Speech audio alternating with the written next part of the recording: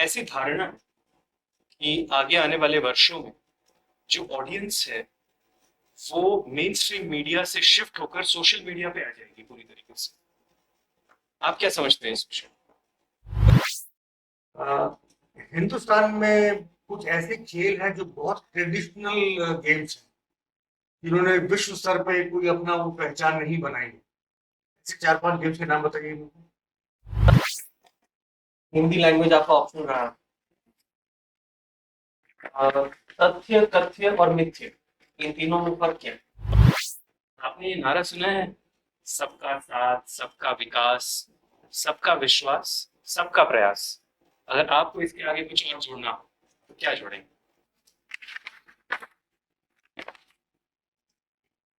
अंकित, कैसे हैं अंकित आप? Fine sir. आपने वैक्सीन लगा ली है? सर दूरी हमारी ठीक है। आप मास्क निकाल सकते हैं जिससे कि हम आपकी बातों को और बेहतर ढंग से समझ सकें। अंकित, अपना परिचय दीजिए। सर मेरा नाम अंकित कुमार जैन है और मैं राजस्थान राज्य के बूंदी जिले के जरखोदा गांव से आता हूं सर। और मेरी जो स्कूलिंग हुई हुई है वो सर मेरे गांव से हुई है।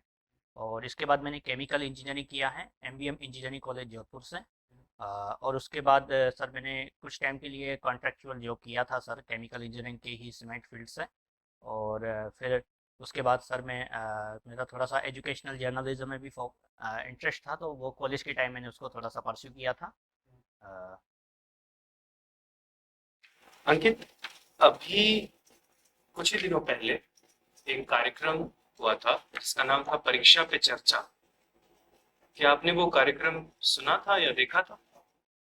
सॉरी सर, वो मैंने देखा नहीं था, लेकिन मैंने उसके बारे में न्यूज़पेपर में थोड़ा पढ़ा था सर। आप नेशनल एजुकेशन पॉलिसी के बारे में जानते हैं? जी सर। ये पॉलिसी प्रीवियस पॉलिसीज से किस तरीके से अलग है सर? कुछ बिंदुओं पर ये काफ़ी अलग हैं। जैसे कि इसके अंदर सर स्किल पर फोकस किया गया है रूट लर्निंग की बजाय। और दूसरा सर इसके अंदर जो है कि एग्जिट पॉलिसीज़ का जिक्र किया गया है कि जो स्टूडेंट्स हैं वो एडमिशन के बाद किस तरह से कुछ टाइम के बाद, जैसे अगर 2 साल के बाद वो डिप्लोमा ले सकता है, 3 साल के बाद डिग्री ले सकता है, 4 साल के बाद ऑनर्स कर सकता है। तो इसमें जो एजुकेशन पॉलिसीज़ हैं रिलेटेड, जो एग्जिट पॉलिसी जो नहीं थी हमारे पहले की पॉलिसीज़ में, उसके बारे में इसमें किया गया है। अ, इसके अलावा सर इसमें एक जो बड़ी चीज़ है वो शुरुआत से ही जो पहले आंगनबाड़ी वाली थी उसको ऑफिशियली इन्होंने पॉलिसी के अंदर लेकर के आ गए हैं आंगनबाड़ी एजुकेशन को। तो कुछ बिंदुओं पर ये काफ़ी अलग है बाकी पॉलिसीज से। अंकित, हमने देखा है कि भारत में शिक्षा का मतलब होता है एकेडमिक शिक्षा। हम इस मानसिकता को कैसे बदल सकते हैं? खेल कूद आदि को कैसे हम बढ़ावा दे सकते हैं जिससे पूर्ण विकास हो सके किसी भी बच्चे का? सर समाज में शिक्षा एक महत्वपूर्ण चीज़ है जिसके माध्यम से हम बच्चों का सर्वांगीण विकास सुनिश्चित कर सकते हैं। उसके लिए सर शिक्षा को एकेडमिक परिदृश्य से बाहर निकालने के लिए हमें सर हमारे जो करिकुलम है उस पे सर सबसे हम पहले हमें उस पे थोड़ा सा विचार करना होगा, ताकि उसको हम थोड़ा कॉम्प्रहेंसिव बना सके। स्पोर्ट्स और जो स्किल लर्निंग, ये सारी चीज़ें उसमें हमें डालनी होगी, ताकि जो स्टूडेंट्स हैं उनको पहले से ही पता चल सके कि उनका जो इंटरेस्ट है वो किस एरिया में है, ताकि वो फिर आने वाले समय में अपने उसी क्षेत्र में वो अच्छे से परफॉर्म कर सके। तो उसके लिए सर जन जागरूकता भी काफ़ी इम्पोर्टेंट है, और उसके साथ साथ हमें टीचर ट्रेनिंग पर भी थोड़ा फोकस रखना होगा, क्योंकि सबसे जो ज़्यादा निकट रहने वाले वही लोग हैं स्टूडेंट्स के। जब आप स्कूल में अपनी शिक्षा ग्रहण कर रहे थे तो आप किस तरीके के खेल खेलते थे? सर वैसे मोस्टली तो मैं खो खो ही खेलता था। इसके साथ साथ मैं दूसरे गेम्स जैसे क्रिकेट आदि भी खेलता था। आपने क्रिकेट में नाइट वॉचमैन ये शब्द सुना है? क्या मतलब होता है इसका? सर जब भी ये क्रिकेट के अंदर कोई पारी एंड होने पे आती है, या फिर जब पारी समाप्त होने लगती है, तो उसके पहले अगर कोई विकेट गिर जाता है तो उसके लिए आप ऐसे खिलाड़ी को भेज देते हैं जो इतना मतलब जो इम्पोर्टेंट नहीं होता है, यानी कि लास्ट ऑर्डर वाले जो क्रिकेटर्स होते हैं उनको भेज देते हैं, अगर वो ताकि रात्रि में दिखाई ना देने की वजह से या फिर ऐसी कोई रिस्क ना लेने की वजह से, ताकि टीम पर उसका नेगेटिव इम्पैक्ट ना पड़े। जब ये पारी समाप्त होने लगेगी तब तो टेल एंडर्स ही आएंगे। पारी समाप्त होने के पहले मतलब सर वो दिन की पारी समाप्त होने के पहले। दिन का खेल समाप्त होना। अगर एडमिनिस्ट्रेशन के दृष्टिकोण से देखें तो किस संस्था को आप नाइट वॉचमैन की संज्ञा दें? अ, सर मैं इसमें सीएजी को देखना चाहूँगा सर। आपने केमिकल इंजीनियरिंग की पढ़ाई की है, भारत और चीन के बीच की केमिस्ट्री को समझें। सर भारत और चीन के बीच में अगर केमिस्ट्री को देखें तो व्यापार के संबंध में तो इन दोनों के संबंध काफ़ी अच्छे रहे हैं और डे बाय डे ये इंक्रीज ही हो रहा है दोनों के बीच में ट्रेड। लेकिन अगर बॉर्डर इश्यूज़ के बारे में बात करेंगे तो वहाँ पे थोड़ी सी दोनों ही देशों के बीच में थोड़े से विवाद के कई बिंदु उत्पन्न होते हैं। इसके अलावा अंतर्राष्ट्रीय मंचों पर भी भारत और चीन के बीच में काफ़ी ज़्यादा समानताएं डब्ल्यूटीओ के मुद्दे को लेकर हैं, लेकिन कुछ बिंदुओं पर जैसे एनएसजी को लेकर के दोनों देशों के बीच में विरोधाभास दिखाई पड़ता है। आपने इस किताब के बारे में सुना है, the history of Hindu chemistry? मुझे इसके बारे में जानकारी नहीं है। ये 20th सेंचुरी की सबसे ज्यादा वन ऑफ द सबसे ज्यादा पढ़ी जाने वाली किताब है केमिस्ट्री के ऊपर। सुना है आपने? सर प्रफुल्ल चंद्र रे के बारे में आपने सुना है? कौन थे वो? सर प्रफुल्ल चंद्र रॉय जो थे सर वो स्वदेशी आंदोलन में एक प्रोमिनेंट लीडर के तौर पे उभरे और वो केमिस्ट थे सर, जिन्होंने बंगाल केमिकल्स की स्थापना की थी ड्यूरिंग द स्वदेशी मूवमेंट इन 1905। उनकी किताब है द हिस्ट्री। सॉरी सर मुझे बिल्कुल सर। आपने मीडिया कोऑर्डिनेटर का काम किया है कॉलेज फेस्टिवल। आप जानते हैं टीआरपी क्या होता है? जी सर, टीआरपी टीवी चैनल्स के जो शोज होते हैं उसकी व्यूवरशिप को मेजर करने के लिए एक इन्होंने टूल है सर, जो कि बार्क ब्रॉडकास्ट एसोसिएशन जो टेलीविज़न नेटवर्क्स की हैं उनके द्वारा तैयार किया गया है, जिसके अंदर वो कुछ सेलेक्टेड जो सेलेक्टेड हाउसेस होते हैं वहाँ पर वो अपने इक्विपमेंट को लगा देते हैं, जिसके माध्यम से वो देखते हैं कि वो कौन सा चैनल देखते हैं। किस तरीके से कैलकुलेट किया जाता है? सर इतना मुझे डिटेल। अच्छा, टीआरपी आप कह रहे हैं टेलीविजन के लिए है, तो प्रिंट मीडिया के लिए समानांतर मानक क्या है? सर उसके लिए हम सर्कुलेशन देखते हैं सर, कि कितना सर्कुलेशन किसी भी न्यूज़पेपर का है। जो भी उनके संस्करण होते हैं वो हर संस्करण से कैलकुलेट करते हैं कि पर डे या पर वीक में कितना वहाँ से न्यूज़पेपर का सर्कुलेशन मार्केट में हो रहा है। ऐसी धारणा है कि आगे आने वाले वर्षों में जो ऑडियंस है वो मेन स्ट्रीम मीडिया से शिफ्ट होकर सोशल मीडिया पे आ जाएगी पूरी तरीके से। आप क्या समझते हैं इस विषय? बिल्कुल सर, ये धारणा उतनी ही सटीक है। जब प्रिंट मीडिया से अगर टेलीविज़न मीडिया की तरफ हम आए थे तो आने वाले समय में मोबाइल जर्नलिज्म या डिजिटल जर्नलिज्म की तरफ मूव करने वाला है। और इसका जो सीधा इम्पैक्ट है वो हम देख भी सकते हैं कि कई सारे सोशल मीडिया चैनल्स हैं जैसे लंदन टॉप हैं वो दिखाई पड़ रहे हैं। तो उसका रीज़न यही है कि सर एक तो आसानी हो जाती है कि टेलीविज़न हम हर समय नहीं देख सकते, हर व्यक्ति अपने पसंद का चैनल नहीं देख सकता, जबकि मोबाइल के अंदर ये फैसिलिटी होती है कि वो अपने पसंद का चैनल कभी भी देख सकते हैं। और दूसरा इसको कहीं पर भी हम चाहें हम ट्रैवल करते टाइम भी देख सकते हैं। तो इस तरह से हम क्या बड़ी जो मास हैं उसके साथ कनेक्ट होने का इसमें एक सहूलियत होती है और रिपोर्टिंग के भी इसमें काफ़ी ज़्यादा अवसर बढ़ जाते हैं। जो मोबाइल जर्नलिज्म मैंने आपको बताया सर, से भी रिपोर्टिंग आसान बन जाती है उसको प्रसारित मीडिया पर है। जी सर, मैंने 2020 के बाद सोशल मीडिया बंद कर दिया था क्या सर। करते हैं आप सोशल मीडिया? उसके बारे में सर मैं तो पहले करता था, तो उसके बारे में मैं इन्फॉर्मेशन कॉलेज वगैरह के बारे में इन्फॉर्मेशन देता था। इसके अलावा हमारा एक फेसबुक चैनल भी था जो एमबीएम इंजीनियरिंग कॉलेज से रिलेटेड इन्फॉर्मेशन प्रोवाइड करता था एग्ज़ाम को लेकर के या फिर किस तरह के सवाल आते थे आपके पास? मुख्य? सर सवाल ये आता था कि एग्ज़ाम कब कंडक्ट होंगे, रिजल्ट कब आएँगे, और कोई फेस्ट वगैरह होता था तो उसके बारे में क्वेरीज आती थी कि ये कब इसके फॉर्म फिलअप होंगे, इन्हीं से संबंधित ये था। उत्तर वीडियो के फॉर्म में देते थे? नहीं सर, मैं रिटर्न फॉर्म में ही देता था। धन्यवाद। ठीक है। जी सर। बूंदी नाम कैसे पढ़ाई?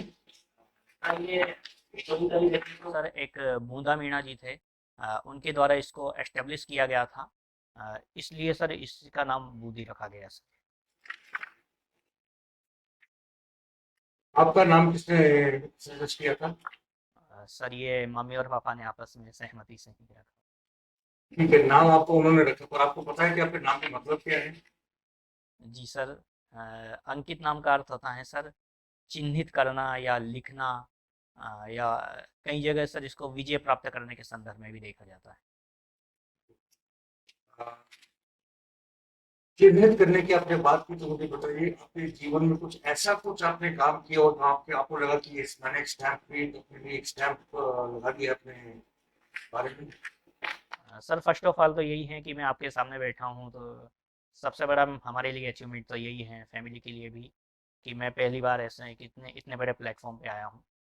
दूसरा सर जो एक अचीवमेंट ये था कि मैं अपनी फैमिली के अंदर पहली बार मैंने किसी कोई था जिसने इंजीनियरिंग किया था सर। आ, आप जानते हैं कि आपका आपका जन्मदिन क्या है? 11 अगस्त। इस दिन को किस रूप में मनाया जाता है दुनिया में, या कहीं पे हिंदुस्तान में या दुनिया में बाहर कहीं, आपको उसकी जानकारी है? सॉरी सर मुझे इस बारे में। आपको माँ बाप से, भाई बहन से, अपने परिवार से प्यार है आपको बहुत? बिल्कुल सर। परिवार के बारे में बताएंगे कुछ मुझे? जी सर, मेरे पिताजी जो हैं, उनका नाम धर्मचंद जैन है और वे एक शॉपकीपर हैं। हमारे गांव में ही एक छोटी सी दुकान है जिसमें हम कचौड़ी समोसा नमकीन वगैरह का बिजनेस है हमारा। इसके अलावा माता हैं, माता जी हैं जो कि होम मेकर हैं, और इसके अलावा बड़ी दीदी हैं जिनकी शादी हो चुकी हैं, वो अभी जयपुर में रहती हैं। इसके अलावा बड़े भैया हैं जो अकाउंटेंट का काम करते हैं, वो कोटा में रहते हैं। मैंने इसके लिए पूछा था क्योंकि ये दिन को बाहर कई देशों में national son and daughter day के तौर पर भी मनाया जाता है।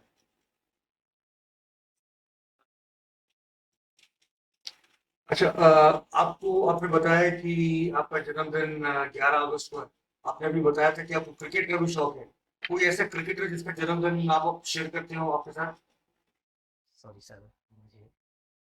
तो क्रिकेटर ना हो, कोई well known figure? Sorry sir. बिल्कुल आइडिया नहीं। नहीं सर। आप आईएएस की तैयारी कर रहे हैं। आईएएस के एक बहुत बड़े अफसर रह चुके हैं, जो कि रिजर्व बैंक के गवर्नर तक रह चुके थे, जिनका जन्मदिन भी आपके जन्मदिन का के साथ मेरे साथ आया। सर मैं हिंट समझ नहीं पा रहा हूँ सर।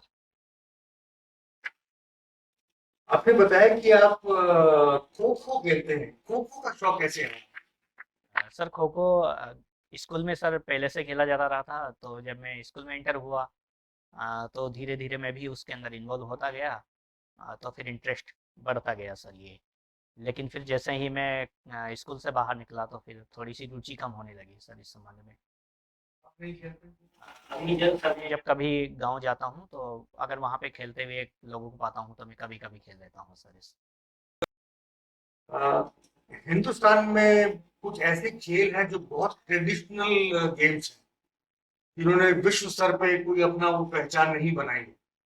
ऐसे 4-5 गेम्स के नाम बताइए मुझे। ऐसे खेल जिन्होंने विश्व स्तर पर अगर पहचान नहीं बनाई है, तो सर इसमें तो गिल्ली डंडा काफ़ी माना जा सकता है सर। इसके अलावा सर इसके अलावा सर एक चौसर गेम है सर, वो भी अभी थोड़े काफ़ी कम प्रसिद्ध हैं।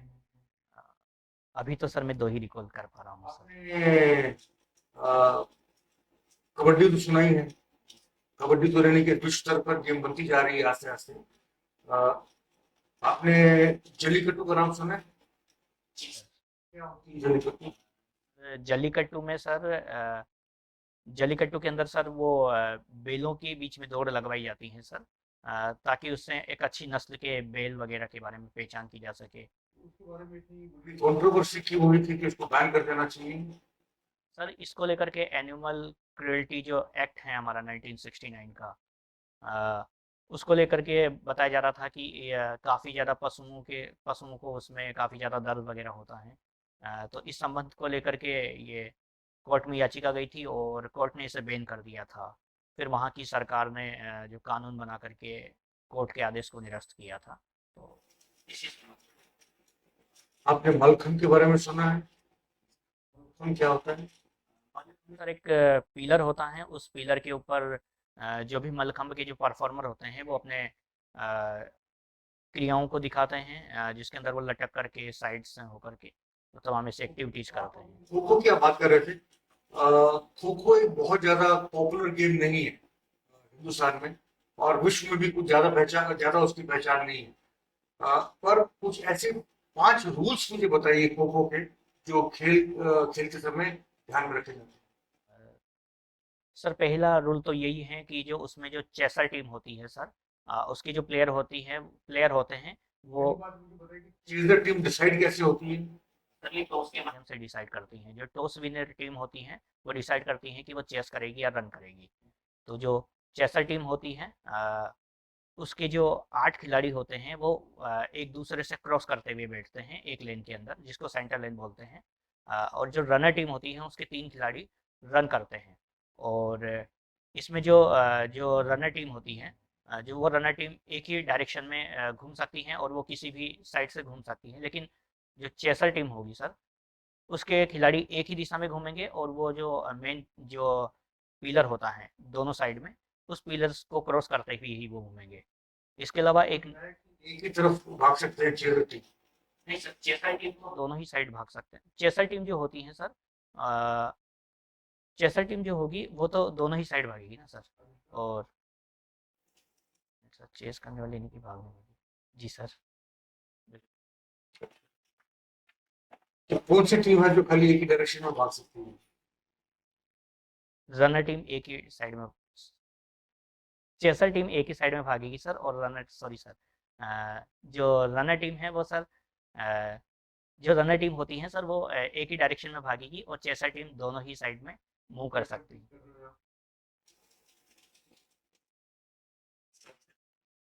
ओके, ठीक है। खो खो का वर्णन पहली बार माइथोलॉजी में कहाँ हुआ है, आपको आइडिया है? किस अ, अ, उस पहले मुझे बताइए किस कहाँ पे उसका वर्णन पहली बार मिलता है आपको? सर खो खो का जो माइथोलॉजी में वर्णन मिलता है वो सर महाभारत में मिलता है। किस इंडिविजुअल का, किस प्लेयर, किस का नाम उससे जुड़ा है खो खो से? सर अभिमन्यु का नाम इससे जुड़ा हुआ है। और कौन सा था कार्यक्रम जिसके दौरान उनके नाम इसके साथ जुड़ा था? सर महाभारत के अंदर चक्रव्यूह संरचना के दौरान जब इस गेम का नाम एक और नाम से भी पॉपुलर थी पहले किसी जमाने में, क्या नाम था इसका? सर इसका नाम रथेरा था सर। मेरा क्यों कहते थे इसको? रथ के साथ खेला जाता होगा सर, शायद इसीलिए कहा जाता होगा। लास्ट क्वेश्चन, कितने मिनट का एक राउंड होता है और कितने राउंड होते हैं? सर ये 9 मिनट तक पहला राउंड होता है सर। इसमें 2 पारियां होती हैं सर, तो 9 और 9 18 मिनट की एक पारी होती है और 18 मिनट की दूसरी पारी होती है। तो सर वो भी 2 पार्ट में डिवाइड होता है, जिसके अंदर पहली जो टीम होती है, एक चेस करने वाली, एक रन करने वाली। तो वापस वो इंटरचेंज होता है, जो रन करने वाली टीम होती है वो चेस करती है और जो चेस करने वाली टीम होती है वो रन करती है। तो इस तरह से total 36 good, thank you, thank you. कर- आप बूंदी से हैं क्या? बूंदी डिस्ट्रिक्ट में कितनी विधानसभाएं हैं? बूंदी डिस्ट्रिक्ट के अंदर सिर्फ 3 कौन कौन सी?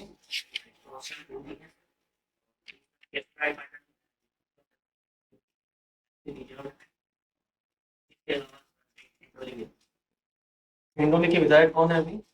हिंडोली के विधायक श्री अशोक चांदना हैं, जो कि राजस्थान सरकार के अंदर मंत्री भी हैं। बूंदी जगह का भी नाम है और बूंदी राजस्थान में खाने की आइटम भी है। तो जो खाने की वस्तु है बूंदी, वो बूंदी और आपकी जो जगह है बूंदी, उन दोनों में कुछ समानताएं।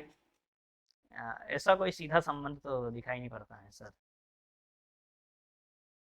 राजस्थान गवर्नमेंट की निरोग्य एजेंडा अपना रही है राजस्थान गवर्नमेंट, उसके बारे में कोई जानकारी है? निरोगी एजेंडा सर हेल्थ से रिलेटेड है।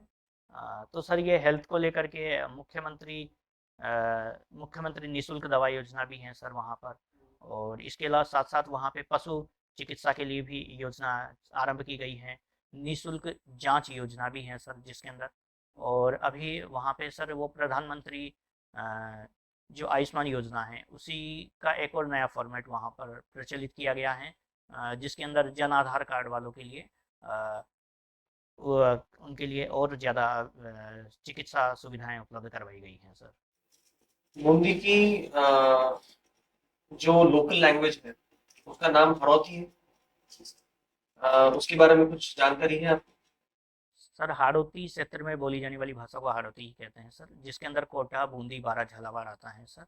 और हाड़ौती को सर ये ढूंढानी जो राजस्थानी भाषा का एक डायलेक्ट है उसी का एक सब पार्ट माना जाता है सर।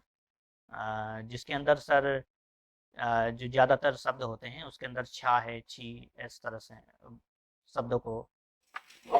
आज तारीख क्या है? सर आज हैं 7 अप्रैल।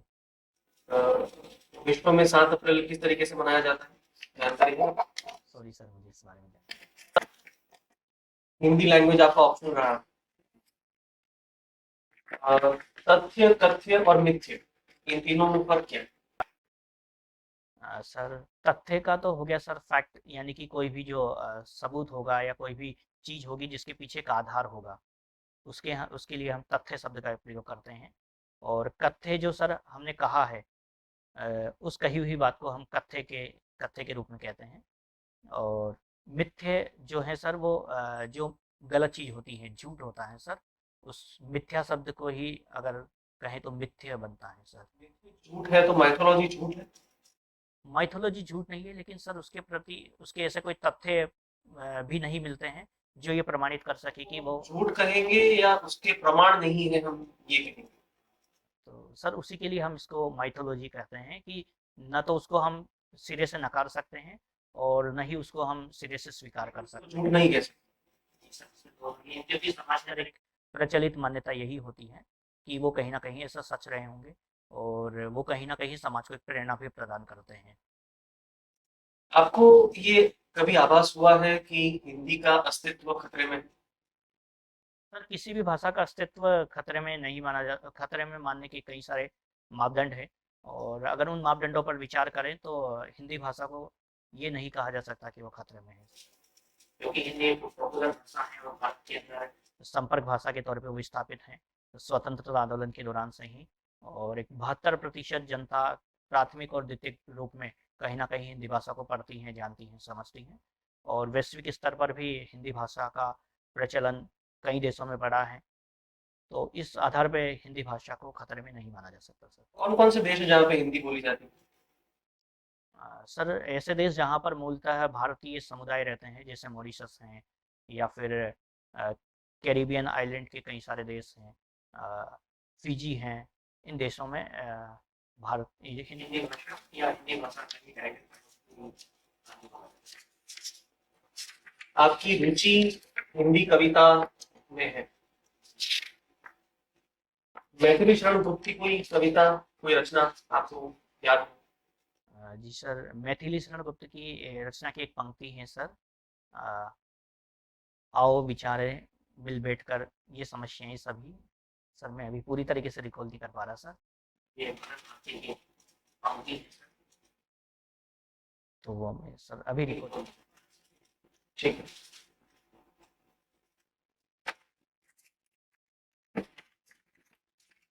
आपने अपने जोन प्रेफरेंस में नॉर्थ ईस्ट स्टेट्स को 5वां स्थान दिया, कोई खास वजह उसकी? कोई खास वजह नहीं है सर, एक्चुअली ये प्रेफरेंसेस थी तो बाकी अन्य सभी क्षेत्रों के जैसे ही नॉर्थ ईस्ट भी हैं तो मुझे प्रेफरेंसेस देनी थी, तो मैंने सबसे पहला होम स्टेट फिलअप किया और उसके बाद जैसे जैसे मुझे लगा तो उसी हिसाब से मैंने भर दिया। कोई खास वजह नहीं है इसको भरने की।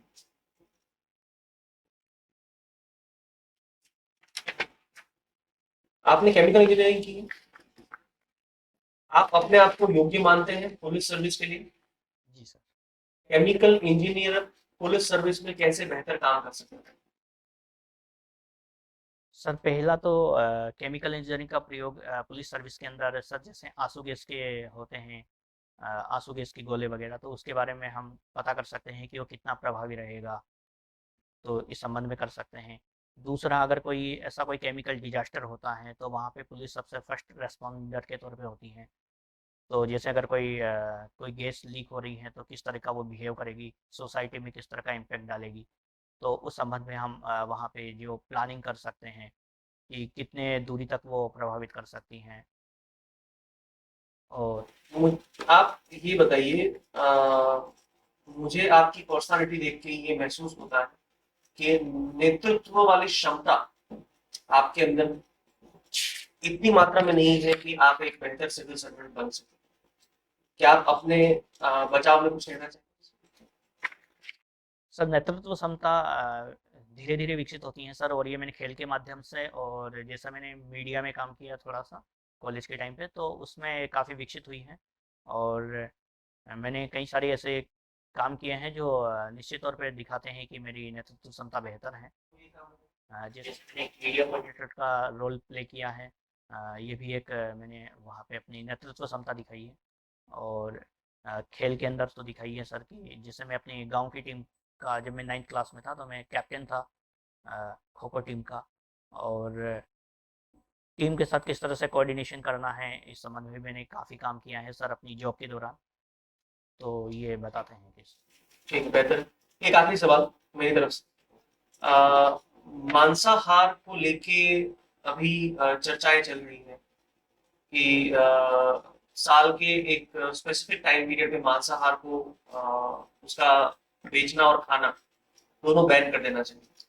आपके क्या विचार हैं इसको लेके? सर इसमें मेरा वही सबसे पहला विचार यही है कि अगर संविधान हमें किसी भी प्रकार से कोई भी चीज़ खाने पीने की अनुमति देता है, तो इसमें किसी भी प्रकार से किसी को भी रोकना अ, नाजायज़ है, जब तक कि वो हमारे रीजनेबल रेस्ट्रिक्शंस को कहीं ना कहीं वायलेट ना कर रहा होता है।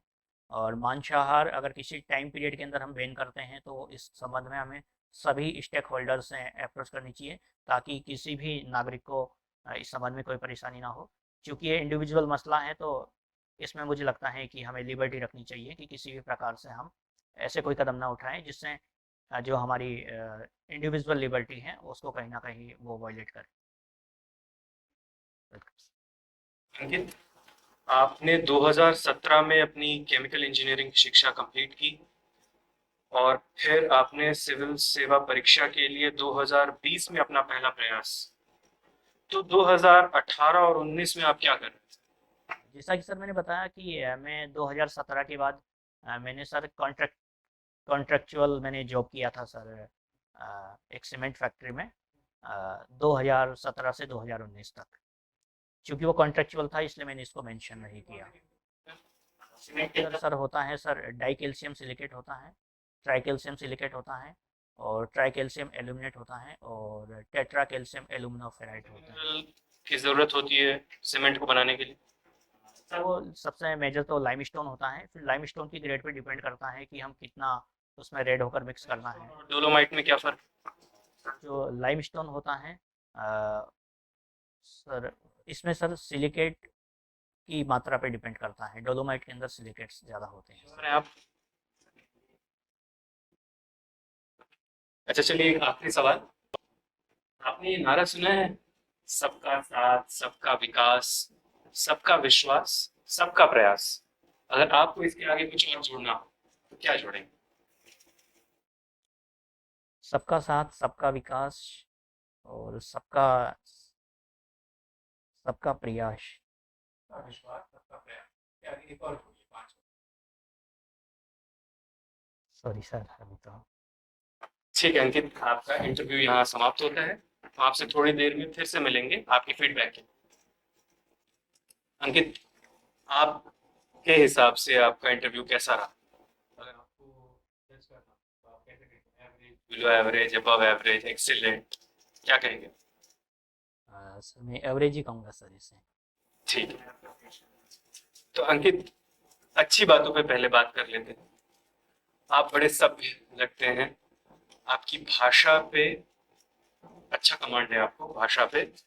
आपके कुछ आंसर्स मुझे बहुत पसंद आए, जैसे एक जो आपने हिंदी के विषय में कहा था कि हिंदी पे कोई डेंजर नहीं, वो आंसर मुझे बहुत अच्छा लगा। बूंदी के बूंदी से संबंधित कुछ प्रश्नों को आपने बहुत अच्छे से हैंडल किया। एमएलए और जो कौन से विधानसभा क्षेत्र हैं वो भी आपने अच्छे से उत्तर दिया उनका। आपने अपने हॉबी सेक्शन में खो खो से रिलेटेड कुछ आंसर्स अच्छे किए, बट एक जगह आपसे गड़बड़ होगी और रनर चेजर के बारे में आप जरा उलझ गए। ठीक है। और भारत और चीन के बीच की केमिस्ट्री को भी आपने ठीक ठाक ही समझा लिया। हिस्ट्री ऑफ हिंदू केमिस्ट्री ये किताब जरूर पढ़िए, ठीक है, one of the best sellers है 20th सेंचुरी की।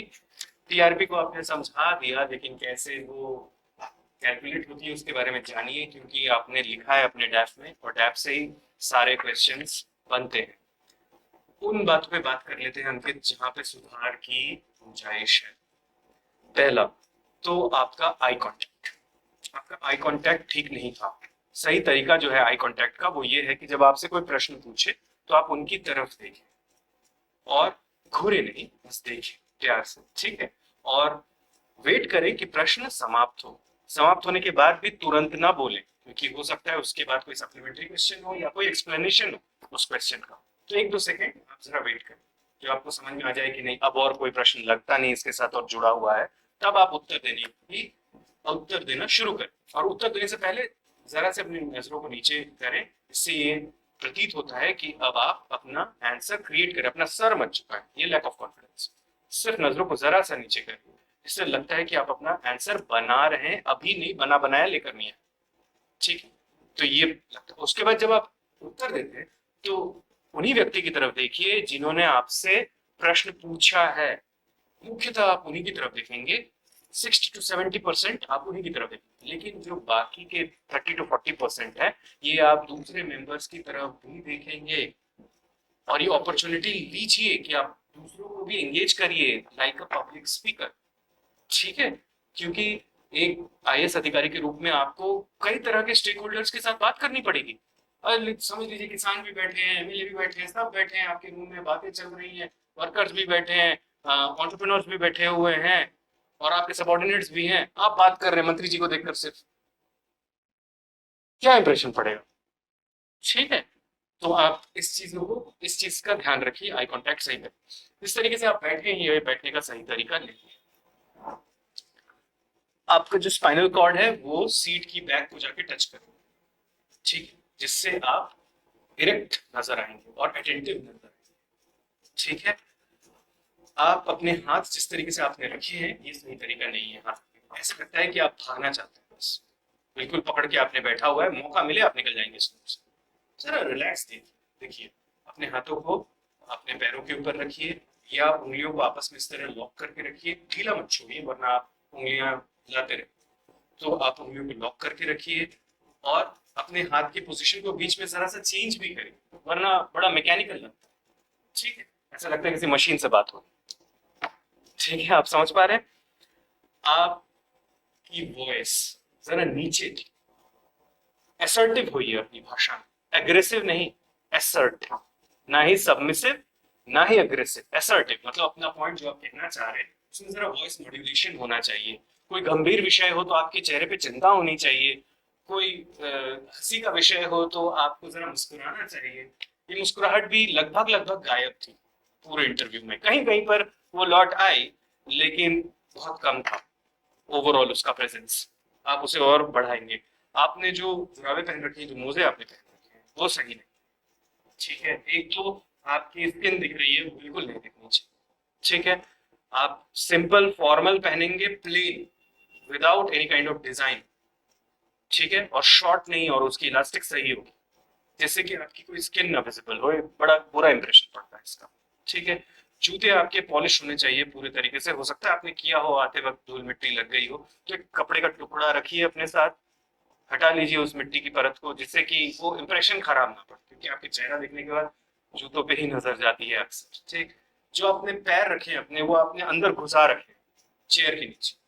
जो आपके पैर होंगे वो आपके घुटनों की सीध में होंगे, ठीक है। और आपके जो एड़ियां हैं वो पास में होंगी, और जरा से पैर खुले होंगे। सामने जो टो है आपके, वो ऐसे होंगे, तो ऐसे होंगे जरा से जी। और जरा सी दूरी बनाइए दोनों एड़ियों के बीच में, जो आपके पैरों की दूरी है। हाँ, आपके कंधे, आपके घुटने और आपके पैर एक सीध में, बस।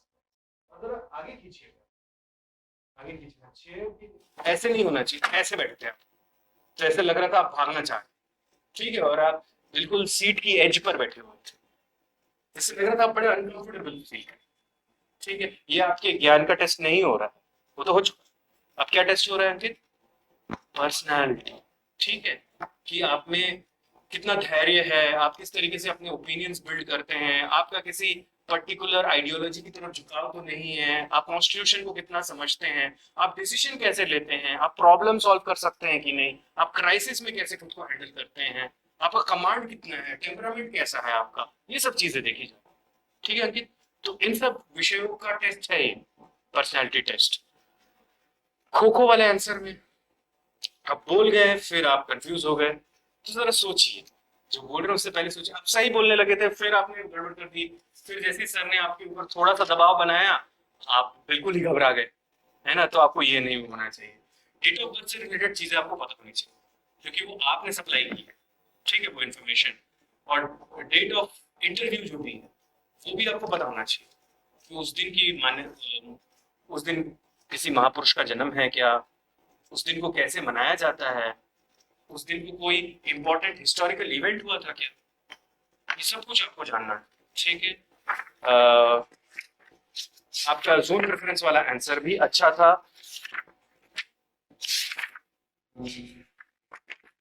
सीमेंट से रिलेटेड आंसर्स भी आपने ठीक ठाक किए थे। लिटरेचर ऑफ हिंदी लैंग्वेज आपका ऑप्शनल। क्या आप पे किसी ने दबाव बनाया था हिंदी लीजिए? आपने लिया है ना, आपका वैकल्पिक एच विषय है ना ये, तो आपको सब कुछ पता होना चाहिए इसके बारे में। मैथिली शरण गुप्त वो पिलर है हिंदी लिटरेचर, आपको उनकी कोई रचना तो याद होनी चाहिए। मैथिली शरण गुप्त, रामधारी सिंह दिनकर, ठीक है। ऐसे महापुरुषों, ऐसे महाकवियों की रचनाएं आपको कंठस्थ होनी चाहिए, क्योंकि आपने वो विषय लिया है। और उन कविताओं पे ध्यान दीजिए जिससे नेशन बिल्डिंग या एडमिनिस्ट्रेशन की कोई लर्निंग मिलती हो, ठीक है। तो इन सब एरियाज पे काम करिए अंकित, आप ब्राइट प्रोस्पेक्ट हैं, और बहुत चांस है कि आपका इस बार सिलेक्शन हो जाए, ठीक है। तो इस फीडबैक को बहुत पॉजिटिव लीजिए, ये मेरा फीडबैक है, बाकी सर लोग बताएंगे आपको अपना अपना फीडबैक। आपका ये सेकंड अटेम्प्ट पे आप इस लेवल तक पहुंचे हो, इसका मतलब आपने अच्छा काम किया है, आपने अच्छी तैयारियां की हैं। तो अब आपके पास एक ऐसा सिचुएशन है कि उसको आपको, जिसे कहते हैं, एनकैश करना है उसको, आपको उसको जायज नहीं जाने देना, उसको खराब नहीं करना है। तो हमारे जितने भी आपको जो बता रहे हैं पॉइंट्स, वो इस मकसद से आपको बताए जा रहे हैं कि आप उसको इम्प्रूव करके अपने जो हो सकते थे पिटफॉल्स, उनको आप सुधारें, और एक ऐसा एक उदाहरण पेश करें जो कि ना बोल सके कोई। आप मतलब हम लोगों का जो आपको सजेशन दे रहे हैं, जो आपको फीडबैक दे रहे हैं, तो मकसद खाली वही है, ठीक है। आप बहुत वेल ड्रेस्ड, पर सॉक्स के बारे में आपको बता दिया गया है, बिल्कुल ठीक नहीं है। आपकी स्किन दिख रही है तो अच्छा नहीं लगता, आपको तक होनी चाहिए बिल्कुल, ठीक है। और आपका शूज भी ऐसे बताया, तो ये थोड़ा ध्यान रखिए। सबसे बड़ी बात, आपका जो कॉलर है शर्ट का, बहुत ज्यादा बड़ा लग रहा है। शायद आपने जो लिया है ये शर्ट, आपको आई हैव अ फीलिंग कि ये आपके लिए थोड़ा ओवर साइज है, क्योंकि आपका जो बहुत ज्यादा लूज दिख रहा है। मैं जो कॉलर की मैं बात कर रहा हूँ, आपने बटन बंद किया वो कॉलर का, हाँ दैट इज द रीजन। देखो नजर आ जाती है चीजें ना। तो कॉलर का बटन इसी के लिए होता है कि कॉलर का बटन बंद करके रखा जाए, तभी तो आपकी टाई वहां पे बैठेगी पूरा, बिल्कुल आपको स्मार्ट लुक देगी। अगर आपने कॉलर का बटन नहीं बंद किया, खाली टाई के साथ आप होल्ड कर रहे हो तो क्या है, आप जरा सा हिलोगे डुलोगे आगे चलोगे तो लूज हो गया, तो इमेज क्या है, लेकर ना फुल केयरलेस टाइप वो नजर आता है। ठीक है, ये आपको टाई का कॉलर बटन बंद करके रखना है ध्यान से। आप यही ड्रेस पहनने वाले हैं फाइनल में। टाई अगर आप दूसरी को देख सकें, ये मुझे थोड़ा पर्पलिश सा लग रहा है, अ, अगर थोड़ी लाइट हो सके तो बहुत ही बेहतरीन होगा, अदरवाइज इट्स परफेक्टली ओके। उसको ज्यादा घबराने की जरूरत नहीं। आप शेव करते हैं रोज? इसके लिए रखा आज शेव किया आपने? वो आप समझ गए मैंने क्यों पूछा है? नजर आ जाता है। ठीक है, तो जिस दिन इंटरव्यू होगा आप शेव करके जाएंगे, समझ गए? वो दिखाता है कि यस आप इज्जत दे रहे हैं उस फंक्शन को जिसके लिए आप जा रहे हैं। ठीक है, तो शेव जरूर कीजिए। आई कंटेक्ट के बारे में बता दिया गया, आई कंटेक्ट आपका काफी थोड़ा कमजोर था, आंसर बहुत लंबे थे, इतने लंबे आंसर मत, जितने ज्यादा लंबे आंसर करेंगे उतने ज्यादा क्वेश्चन बनेंगे, उतनी ज्यादा आप उसके अंदर इस पर छोटे रखो। और आपका हाथों के बारे में भी आपको बता दिया गया।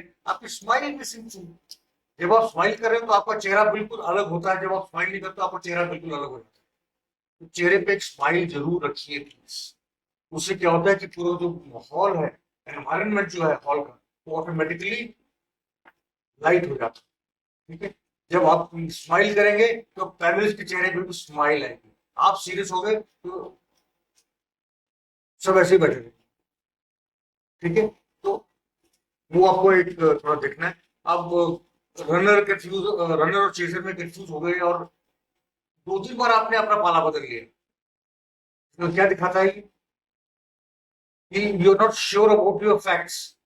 ठीक है, तो आप ही ने बोला कि मैं खो का शौकीन हूँ, तो आपको पता होना चाहिए, be sure about. Night watchman के बारे में बोला, बिल्कुल ही कंफ्यूज हो गए। नाइट वॉचमैन क्या होता है? जब प्ले एंड करता है दिन का, इनिंग्स का नहीं, नाइट वॉचमैन तभी तो आता है।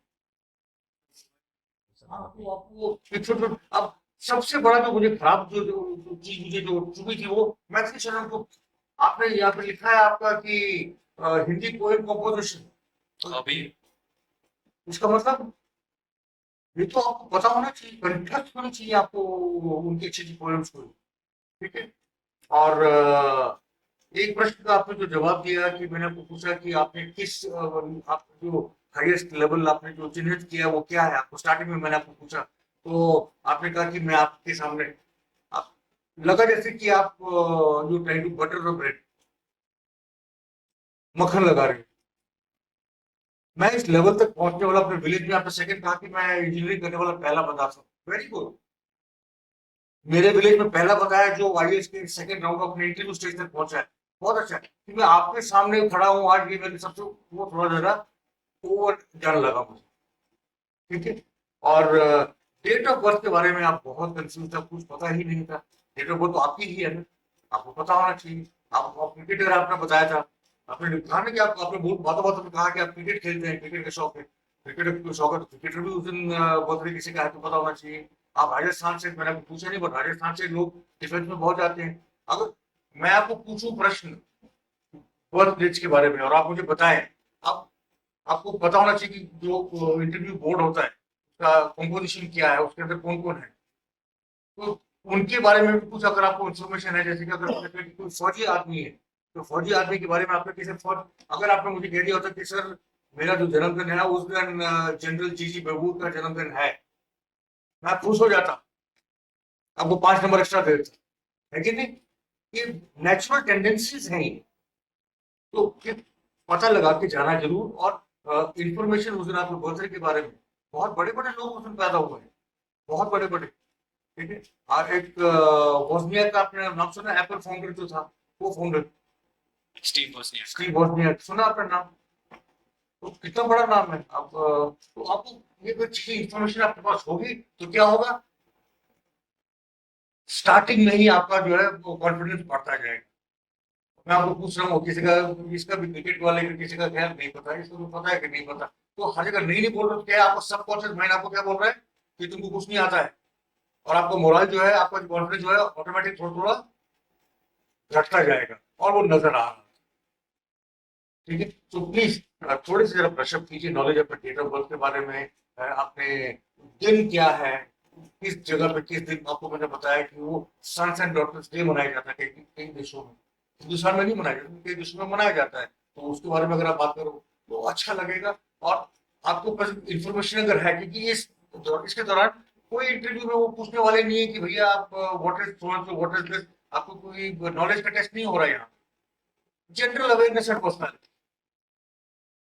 अगर कोई आपको बार बार कोई प्रश्न पूछ रहा है जानबूझ के, प्रश्न डाल रहा है आपके ऊपर, are you sure, are you sure, उससे क्या हो रहा है कि आपके ऊपर प्रेशर पड़ रहा है, आप प्रेशर में आ रहे हो कि नहीं आ रहे हो, वो देखा जाए, समझ रहे हो? तो प्लीज जितने ज्यादा अवेयर हो गए उतना प्रेशर कम लोगे आप अपने ऊपर।